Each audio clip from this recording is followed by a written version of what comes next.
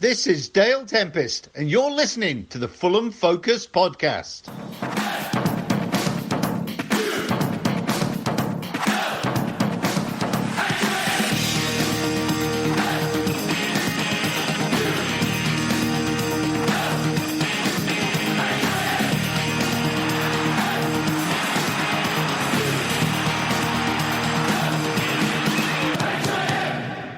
Fulham.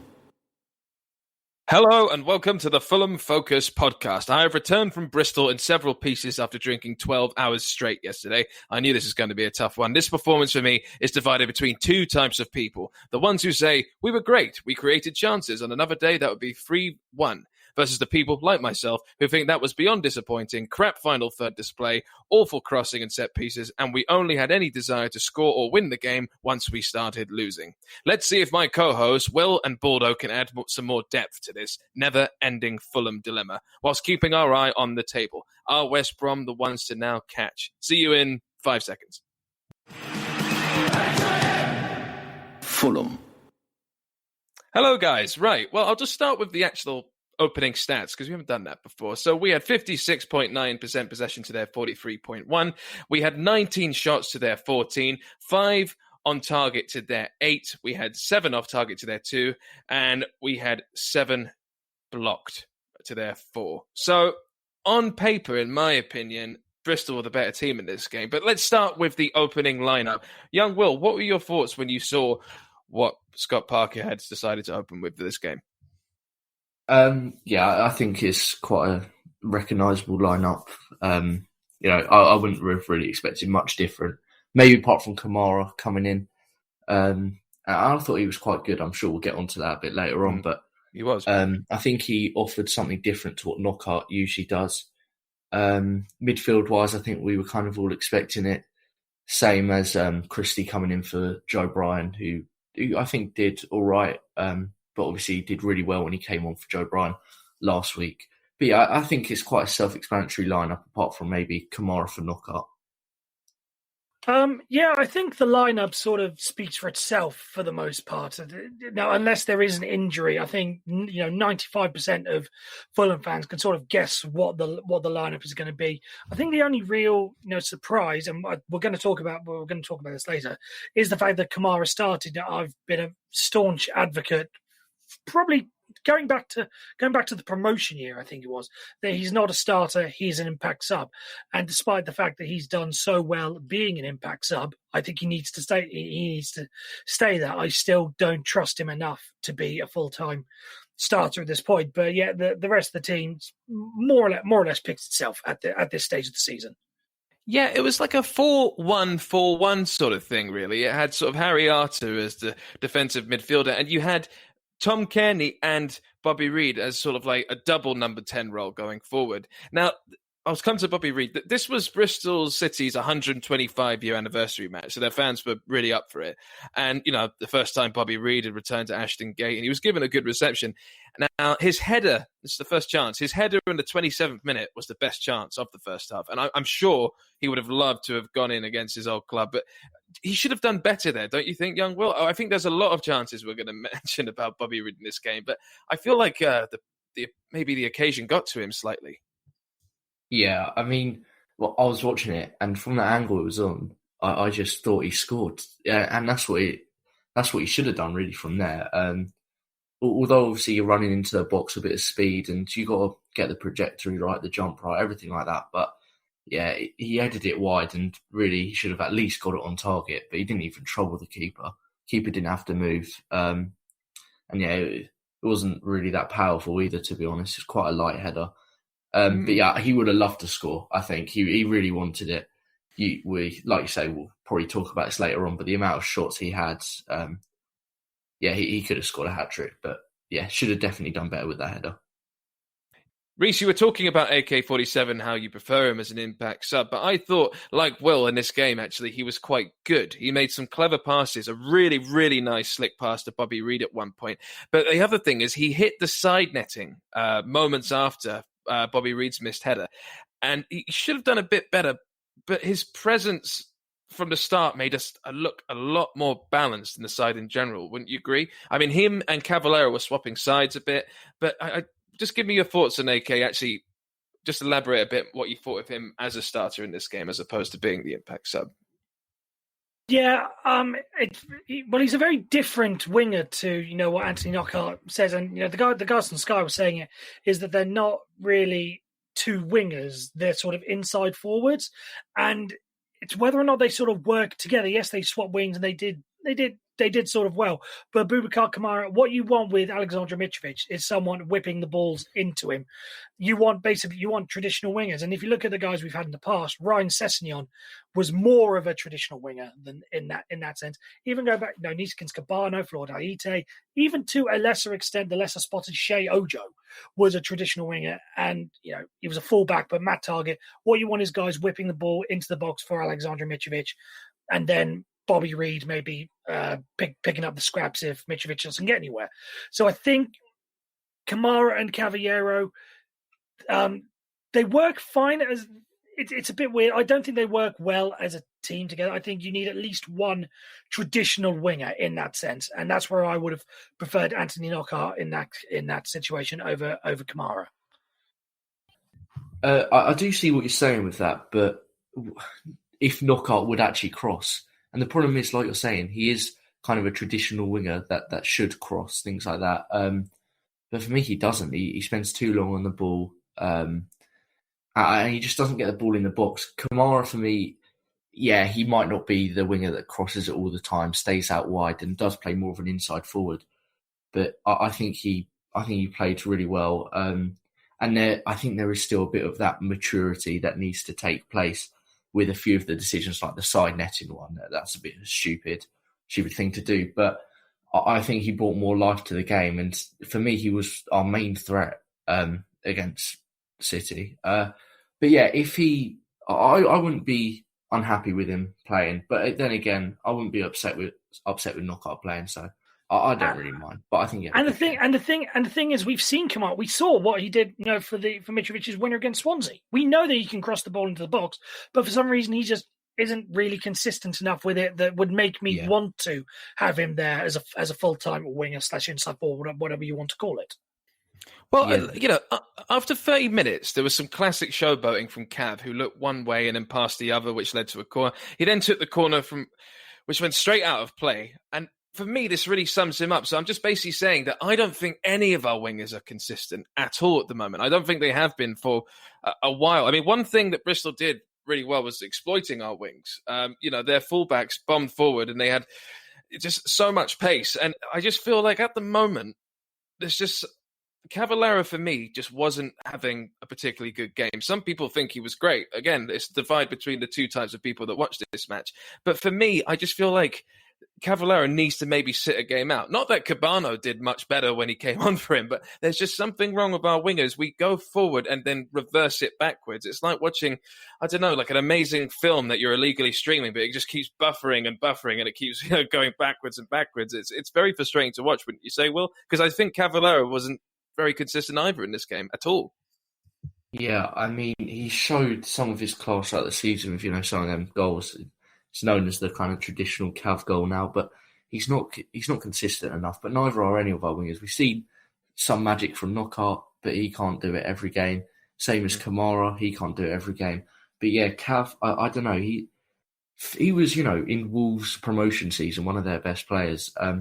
And for me, against Bristol City, he was one of our worst players. I think, there was a few, like you're saying, okay crosses and a bit of showboating, but it's nothing really led to anything that dangerous for me. One good cross from him, I think.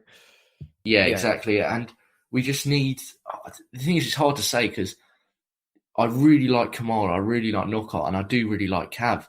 But they can't seem to do it week in, week out. And that's not going to be good enough if we do end up going up. It's not going to be good enough for Premier League, that's for sure. Arguably, I mean, they're not the type of players that should be playing possession-based football. Maybe they're more counter-attacking. What are your thoughts quickly on Cavallero, Reece, if any at all, mate? I think Will's touched on it, and I think we've touched on it before on the podcast. Is him and Anthony Knockout, when they're good, they are brilliant, but when they're off it, they are just terrible. And it's about getting the consistency. I know we say consistency, we can say about more or less every single member of the squad this season. Even top scorer in the league. I think he might still be. I wasn't sure how Ollie Watkins got on yesterday. Top scorer in the league, Alexander Mitrovic, has his off days this season. So yeah. I think it's consistency has really been our downfall. It's something that's affected the whole squad, not just the wingers. Yeah, it's just one of those games, I'm afraid, where I just really wasn't enjoying watching it. I was one of the negative people watching it, I'm afraid. I just found it very just dancing around, fannying around, I think is the word that we like to use in the WhatsApp. Just so much fannying around the box all the time. It's just almost like we want to walk it in most of the time. Now, just towards the end of the first half, I mean, I think there was a moment we nearly scored about 3 times, wasn't there? I mean, Bobby Reid had a shot saved right on half-time. Then moments later, Harry Arter dragged a shot wide. I mean, there was some decent pressure from us right toward the end of the first half, wouldn't you say, Will? Yeah. I don't think it was a bad performance, to be honest. I know you're saying there's 2 types of people, and for you, it wasn't a great performance. But I think for me, we got in great positions, but we just couldn't finish it. And I think, like you said, was it 19 shots, 5 on target? That's really not great. Bobby Reid, he got in so many great positions, but he just couldn't finish it. And he needs to be more clinical, more ruthless, because he seems quite timid and he doesn't want to seem to take risks. And I've actually said that before on this podcast, that, he doesn't seem to take risks. And it's a lot of players in the team. They don't want to take on their man, take first-time shots, because it doesn't. If we're not doing that, we're not going to score, really. Do you think Bobby Reid's just a bit too lightweight for you as well, Mr. Rees? I mean, the second half, I'll just start by saying the second half, there wasn't much to write about, to begin with. I mean, well, actually, there was an amazing save from Rodak, who managed to shift his body in balance to stop a Tim Ream deflection going in, which could have been an absolute disaster. But shortly after that, you had a great pass from Harry Arter to Mitro with a one-touch pass to Bobby Reid. And then Bobby just misses the chance when he could have easily passed back to Mitro with the form he's done. I mean, just your general thoughts on Bobby Reid just your thoughts on Bobby Reid. Well, I sort of want to take the Bobby Reid point. What young Will was saying there, sort of as a whole, and the decision making again has been something that's been utterly terrible from us at the points this season. Passing when we should have shot, shooting when we should have passed, so on and so forth. I know we're going to get onto the Tom Cairney goal, but that Tom Cairney goal was something we saw countless times.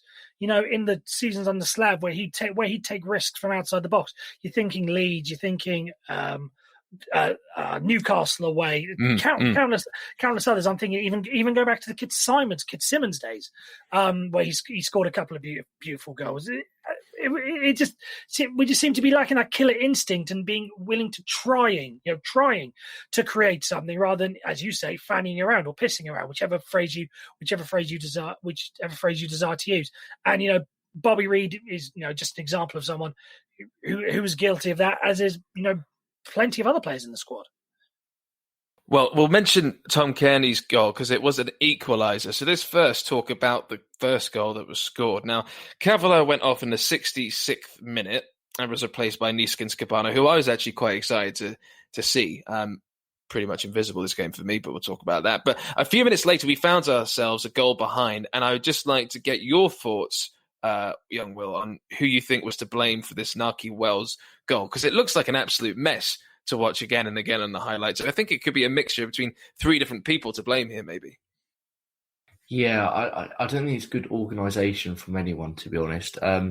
First of all, Harry Arter, I think it is, just hasn't really jumped for the clearance. He just kind of stood there, and I think it might have came off him in the end and gone straight back into the box. Then I think some point Ream was out-muscled. I think Parker was trying to say it was a push, but I just think he's been out-muscled, to be honest.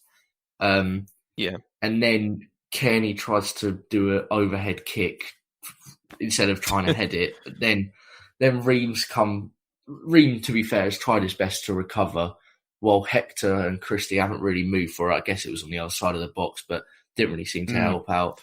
And Rodak can't really do anything, I think he's headed it into the ground and past Rodak. Nothing wrong with Rodak. Yeah, the defending, we looked quite solid throughout most of the game. Most of their shots came outside the box, I think.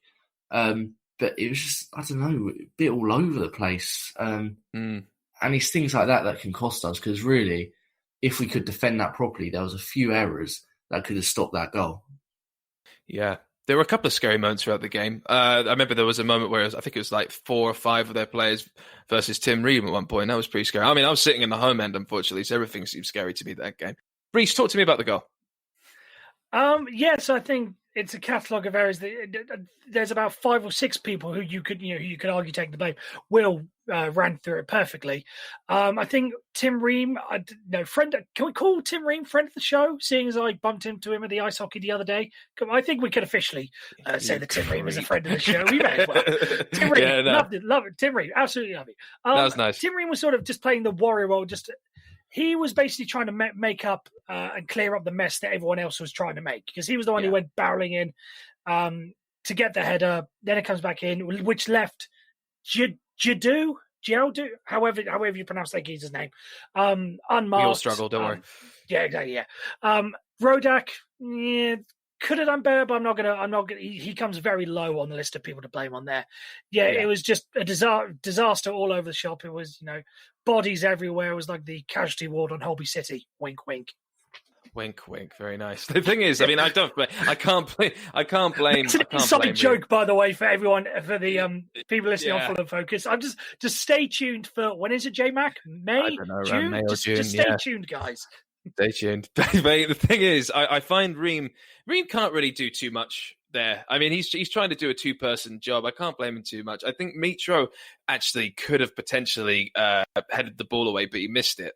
So that would have helped. But, Mitro's a striker. I mean, we ask too much of him at times, at the best times anyway. Now, Anthony Knockaert replaced Tim Ream in the 82nd minute, which I thought was quite weird, but we're obviously going free at the back at that point. And it's 1-1 with a fantastic goal by Tom Cairney. And I believe this is his 50th goal. And Will, talk to me about this goal, but also talk to me about Tom Cairney's mentality from the very start of this game, because I think he was probably our brightest spark throughout the entire match. Yeah, I mean, I think it's Arter that was driving forward. And then, to be honest, they could have got a foul for that, because I think Arter's managed to kick one of the Bristol City players' legs. But there's a few people complaining for a foul on both teams. But Cairney, he's carried on, which is something we haven't seen from Cairney, because in a few games before this, he could have just given up and started to call for the foul as well. But like you say, his mentality's, got him the goal, really. He's wanted to score, and he's picked up the ball and just, nice shot. Very hard to save. I'd be impressed if anyone would save that, to be honest. And it's straight in the corner. But yeah, like you say, I've said it before as well. The last few games, Cairney's mentality has been great. And yeah, maybe he's wouldn't be the best captain out of, maybe McDonald or Johansson, because we've said that. But he's starting to become more like that captain that we want to see him as. He's getting involved in tackles more, running around the pitch more. He seems to want to encourage the team, and he wants us to win games, and you can see it. It's come out in the last few games. I think it was great. He created lots of chances, played lots of passes, wanted to keep the ball, wanted the ball at his feet. And without him, we probably wouldn't have got the point, No, it seems like we're really starting to see the Cairney we've all missed. And it's very, very, very, very, very, very important that he's picking up form at this point of the season, when it's starting to seem like, we're getting a bit crapper with our wingers in the final third. Reece, your thoughts on Tom Cairney and his 50th goal for us? Lovely, isn't it?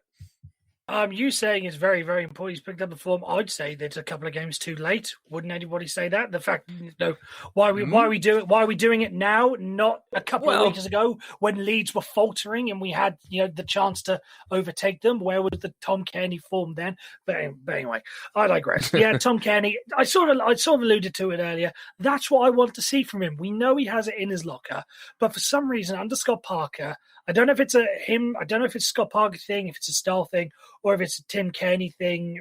Maybe he wants the captain wasting opportunities. I don't know. but he just doesn't seem to be shooting from outside the box regularly. And when we see that, it's just a joy to behold. So why he's not doing it more often, I don't know. But yeah, kudos to him. 50 goals, well done. Clap, clap, clap. Clap, clap, Sorry, clap. Mini rant over. No, that's good. It's good to have a different opinion on that, and I think you're right in some degree. I think Bobby Reid also compliments Kenny quite well at the moment. Bobby Reid seems to be getting out of his way quite a lot, which is quite important. Maybe we give Bobby Reid a lot of stick for looking a bit invisible at times, but maybe actually that's to Tom Cairney's benefit. So who knows? I think Tom Cairney also seems to be. There were times throughout the game and also the last game where he almost looks like a bit of a winger. He's on the left hand side. He's sort of like doing little crosses in on the flanks, which looks quite weird. But anyway, Bobby Reid has to score at one point because it's a shot that's blocked by Thomas Callas. I just want to ask what your thoughts of Thomas Callas were in this game. It's good to see him back again. He made some annoying but very good blocks for against us, wouldn't you say, Will? Yeah, I always liked Callas. Although he wasn't a regular when we went up, he played quite a few games. I remember the run specifically against Millwall, I think it was. He ran the whole length of the pitch and then just passed it away. And we scored from it, but that kind of showed the kind of player he was. A lot of players would have just ran and tried to shoot himself, even if they're not in the best position. I wouldn't blame him if he did shoot, but he wanted what's best for the team. I think he does that wherever he goes because he hasn't had the greatest of careers. I feel sorry for. He was at Chelsea for 10 years and I think played little games, if not none. Arguably, I think that's right. Actually, he was Chelsea's longest serving player and didn't have an appearance. But I think he just wants what's best for the team there that he's at. And he showed that yesterday. He was class, which is unfortunate for us. And it showed us what we could have had maybe if we signed him when we went up. But it's unfortunate. No, I mean, he gave our away fans a nice clap as well when he came for a little swig of water next to the goalpost, which was nice. Really nice from him. Bobby Reid, he should be scoring there. Should have scored a lot this game. Stephanie Hansen came on for Bobby Reid in injury time, actually. And it's, some people could say it was maybe a chance for, I don't know, Bobby Reid to be given a bit of cheer from the home fans, but I genuinely think it's because Bobby Reid just literally fluffed a chance too many. Wouldn't you say there, Mr. Rees? Yeah, absolutely. I think it's sort of... Yeah, Hansen needs to start coming on earlier, doesn't he? Yeah, substitutions are sort of as a whole for Scott Parker, and we'll get onto the Parker rating later, I know, but substitutions as a whole were just quite bizarre. The fact that we were then, he made the attacking change to get us to 1-1, but then just think, This might just be me wanting to desperately get second place because I don't think we're going to get, because I'm not confident of us going through the playoffs. But it just seemed an odd choice to have a defensive minded midfielder, Stephanie Hansen, coming up for an attacking minded midfielder, or striker, whatever you want to call him, Bobby Reid, come on, to secure the point. I'd much rather in that situation, even though it was a minute or two left, I'd much rather us gone for the point. We've gone for 3 points, rather. Not sure who the more attacking. Matt O'Reilly, probably more attack-minded than Stephanie Hansen, only slightly just. But yeah, it just seemed a bit of a weird one. And again, just another minus point on Scott Parker. Just bizarre tactical decisions on the day. Yeah, slightly. I mean, Matt O'Reilly being on the bench is a bit weird. If it's quite well known behind closed doors, for instance, that Matt O'Reilly is leaving in the summer, I just feel like, why are you playing him on the bench? But maybe there is hope. It would be really good because I think Matt O'Reilly is a huge talent. It'd be great. But also, I just feel like, Scott Parker's never going to go for a win, maybe, in this sort of situation at this late in the game against Bristol. But we nearly got it. And it was, I mean, young Will, let's talk about this. This is from a very annoying... The referee was actually annoying all of this game. Right at the end, the Bristol City keeper collided with Tom Cairney. And, what were your thoughts? This is a definite blatant penalty, isn't it? I mean, the ref was soft and a bit thick as shit this game. I remember he gave actually Odoi a yellow for practically nothing at one point as well. But anyway, I digress. That's about the referee. Talk to me about the penalty, the non-penalty decision, mate. Yeah, I know. Some of his decisions were quite strange throughout the game. But to be honest, where he was standing, maybe it was difficult to see. But the keeper swung his leg out, and for an official, there's a good second or two, where Cairney's gone down before the keeper has the ball. Surely on that pitch and the linesman, and just how haven't you seen it? I can't work it out. I think maybe there wasn't as many appeals from Fulham players because Cairney's interview at the end, he said, he wasn't sure. But then again, he wasn't really looking at the ball because by that time he's been kicked and, there's that as well. But yeah, the ref should have seen that. And when I watch it back every single time, there just seems, I just can't work it out. And it's a reoccurrence, not just for us, because to be honest, there probably has been decisions that have gone our way this season. Totally. And I'm not going to say, they've been against us the whole season, but the officiating in general in the Championship has just been dreadful this season. When you look through social media and what all the fans are saying for every team, it's just, the decisions are just very, very strange. Well, it's obviously something that bites us in the arse against Bristol, actually, just come to think of it, because, we were denied a penalty with the Cabano in the last one. Yeah. Reece, what are your thoughts on this penalty decision, mate? Do you think if the players hammed it up a bit more, we would have maybe got a decision our way? No, because it wasn't until I sort of saw it on the replay that I saw that he got Tom Cairney first rather than the ball. On first viewing, I thought he's timed it perfectly. But so I'm not going to get too angry about it. In a VAR world, which I know some members of the Fulham Focus team absolutely hate, but in a VAR world, we probably would have got that decision. But it's too marginal. It's not a blatant one. Let's put it that way. So I'm not going to get too annoyed over that because it wasn't. Well, obviously it would have been a game changer, but I'm not blaming the referee too much for that. No, fair enough. And look, another question I have, and I don't want us to go on about sort of like, oh no, but I mean, he's amazing. He's earned a sort of a bad game here and there. I just want an honest answer from either of you. Just the guy next to me, he was an old Fulham fan, lovely guy, but he just turned to me and said, I think that's the worst game I've seen Mitrovic play this season or in a very long time. Will, would you say that's fair? Yeah, he wasn't great. The thing is about Mitrovic, he's one of them strikers that doesn't drop deep, doesn't play as a centre forward at any point. And when he doesn't score, that makes him look terrible because when in the games he scores in, often I think he has done nothing this game, but he's got a goal. So that's all right.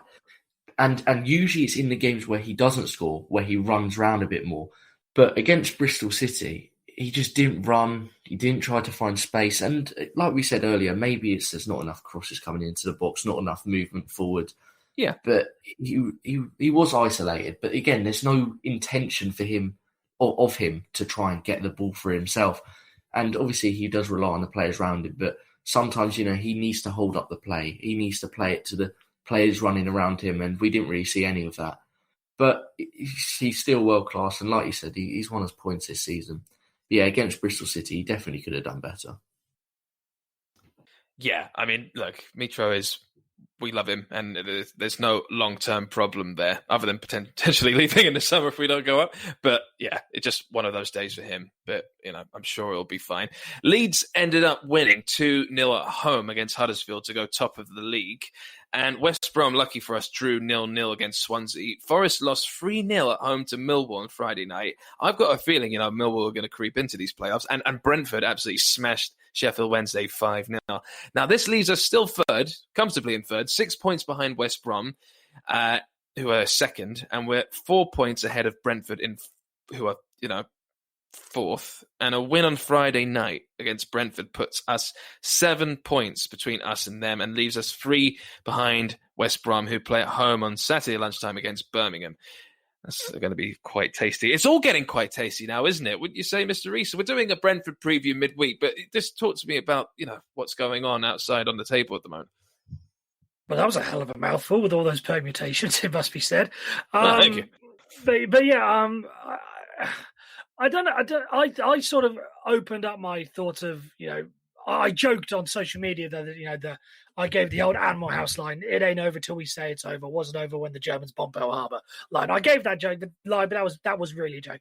I've sort of settled for the playoffs since about January, I would say.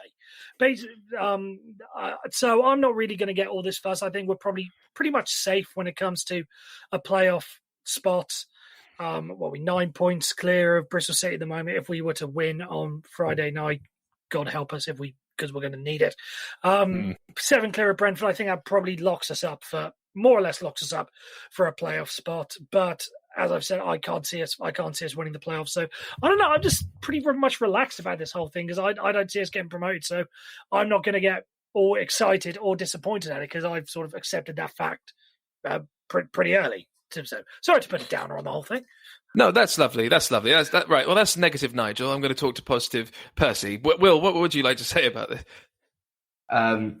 Yeah, it's going to be a hard push to get into second. It's definitely still possible because West Brom and Leeds. This is not positive Percy stuff, mate. This is not. It's going to be.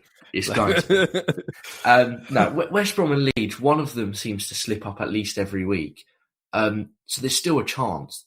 But the thing is, we were, winning, draw to Bristol City. And it's like, if we win the rest of our games, it'll be all right. But the problem is with these draws that keep sneaking in and maybe one loss. Throughout the season, yeah, that's all right. But in this last stretch of games when we need them points, it's not. So it's definitely still possible. In the playoffs, I am going to be a bit negative here. There's only a few teams I could see us winning against. Brentford... I'm not looking forward to Friday. I know, like you said, there's going to be a preview midweek, but that's not a game I want to go to. I went to Brentford away, and we just got outclassed everywhere. But it's definitely second place is still possible.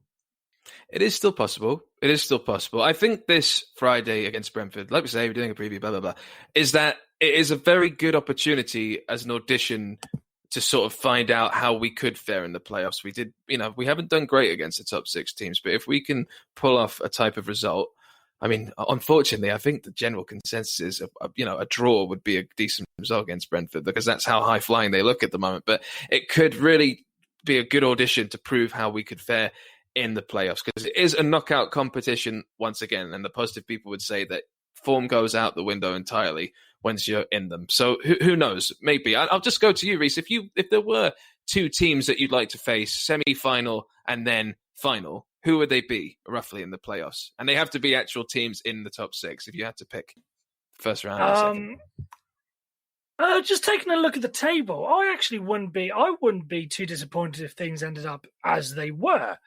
Preston North End in the semi-final, and then the winner of Brentford versus Nottingham Forest.